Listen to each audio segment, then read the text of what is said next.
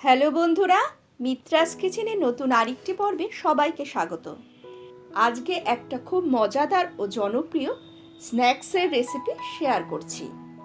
এই স্ন্যাক্স আইটেমটি বাচ্চা বড় সকলেরই খুব পছন্দের, একটাতে কারোরই মন ভরবে না। পর্বটি শুরু করার আগে সকলের কাছে একটা ছোট্ট অনুরোধ হলো চ্যানেলটিকে সাবস্ক্রাইব করার। সাবস্ক্রাইব করার পরে পাশে থাকা বেল আইকনটা ক্লিক করতে ভুলবেন না। বেল আইকনটা ক্লিক করা না থাকলে নতুন রেসিপির নোটিফিকেশন কিন্তু আপনাদের কাছে পৌঁছবে না।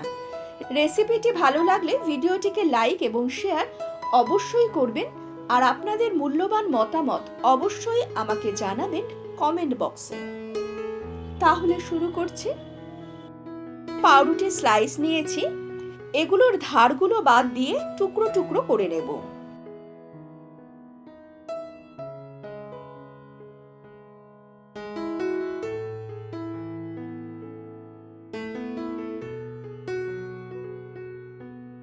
পাউরুটির এই ধারগুলো ফেলে দেব না, এইগুলোকে ড্রাই রোস্ট করে গুঁড়ো করে ব্রেড ক্রাম্ব বানিয়ে নেব।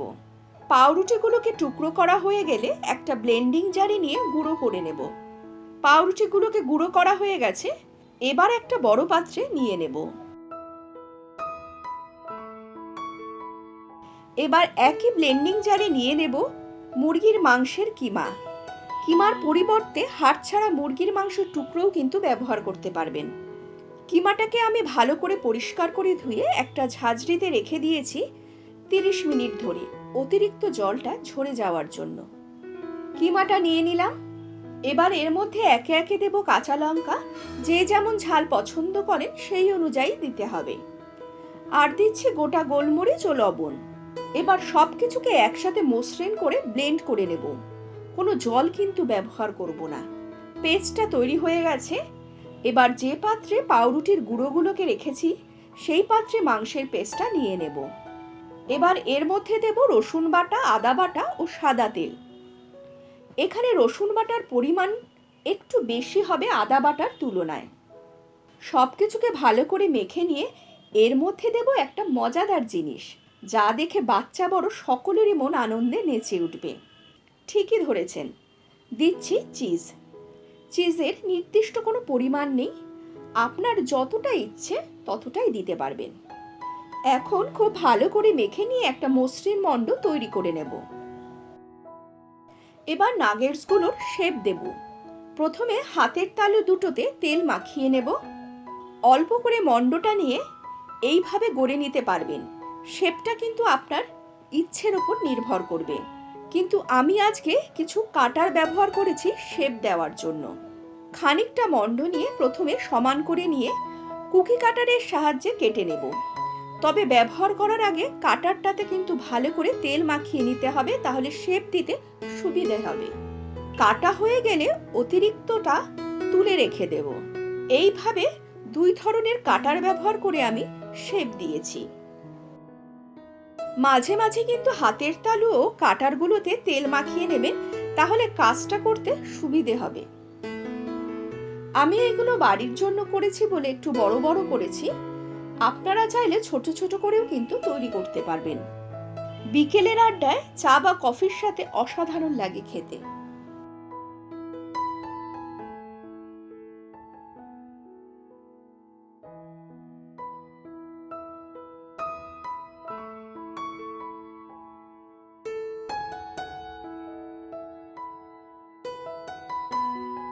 আমার সবগুলো তৈরি করা হয়ে গেছে। এবার একটা ডিমের মিশ্রণ তৈরি করব। এখন আমি একটা বড় বাটিতে দুটো ডিম ব্যবহার করছি, কিন্তু পরে আমার আবার দুটো ডিম লেগেছে। লবণ দিয়ে ডিম দুটোকে ফেটিয়ে নিয়ে দেব সামান্য রসুন বাটা। ভালো করে সবকিছুকে মিশিয়ে নেব।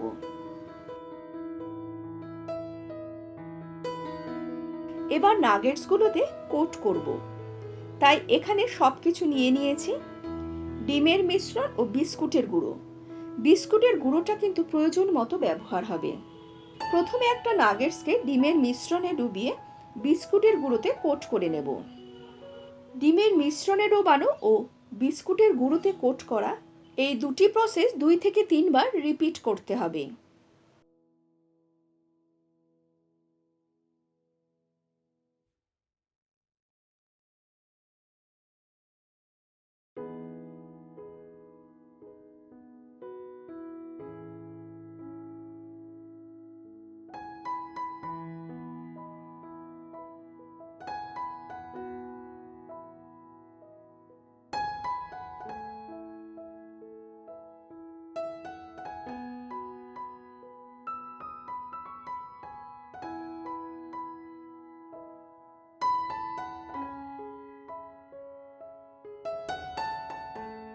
সবগুলোতে কোটিং করা হয়ে গেছে, কিন্তু আজকেই আমি সবগুলো ভাজবো না, কয়েকটা তুলে রেখে দেব।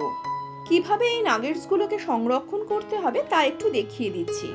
একটা এয়ারটাইট কন্টেনারের মধ্যে প্রথমে একটা টিস্যু পেপার নিয়ে তার উপর রেখে দিলাম 3টে নাগেটস, এবং আবার টিস্যু পেপার দিয়ে আরও 2টো বসিয়ে দিয়ে টিস্যু পেপার ঢাকা দিয়ে কন্টেনারের ঢাকনাটা বন্ধ করে দিয়ে এটাকে রেখে দেব ডিপ ফ্রিজে। 7 থেকে 15 দিন পর্যন্ত কিন্তু রেখে খেতে পারবেন। তবে ফ্রিজ থেকে বের করে সঙ্গে সঙ্গেই কিন্তু গরম তেলের মধ্যে দিয়ে ভেজে নিতে হবে, নইলে জল ছেড়ে দিয়ে নাগেটসগুলোর গা ক্যাতক্যাতে হয়ে যাবে। বাদ বাকিগুলোকে এখন আমি ভাজবো। ভাজার জন্য প্রথমেই পর্যাপ্ত পরিমাণে সাদা তেল গরম করে নিতে হবে।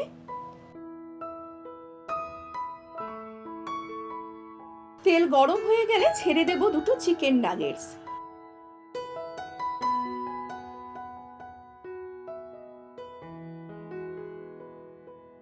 লো মিডিয়াম ফ্লেমে উল্টে পাল্টে সোনালি করে ভেজে নেব। তবে গ্যাসের ফ্লেম কিন্তু হাই করে ভাজবেন না, তাহলে ওপরের কোটিংটা সোনালি হয়ে গেলেও ভেতরটা কাঁচা থাকবে। কথা বলতে বলতে ভাজা হয়ে গেছে। এবার যতদূর সম্ভব তেলটা ঝরিয়ে একটা টিস্যু পেপারে তুলে রেখে দেব অতিরিক্ত তেলটা শুষে নেওয়ার জন্য। এইভাবেই আমি বাদবাকিগুলো ভেজে নেব। এবার 7 দিন পরে নাগেটসগুলোকে ডিপ ফ্রিজ থেকে বের করে ভেজে দেখাচ্ছি। ভাজার পদ্ধতি একই রকম থাকবে এবং ফ্লেম থাকবে লো মিডিয়াম। আশা করছি আজকের স্ন্যাক্স আইটেমটি সকলেরই ভালো লাগবে। যারা আজকে চ্যানেলে নতুন বন্ধু, চ্যানেলটিকে এখনও সাবস্ক্রাইব করেননি, তাদের কাছে একটা অনুরোধ হলো চ্যানেলটিকে সাবস্ক্রাইব করার। সাবস্ক্রাইব করার পরে পাশে থাকা বেল আইকনটা অবশ্যই ক্লিক করে দেবেন। আজকের কিচেন পরিক্রমা এখানেই শেষ করছি। সকলে ভালো থাকবেন, সুস্থ থাকবেন এবং আমার চ্যানেলের সাফল্য কামনা করবেন। তাহলে আজকের মতো বিদায় নিচ্ছি। নমস্কার।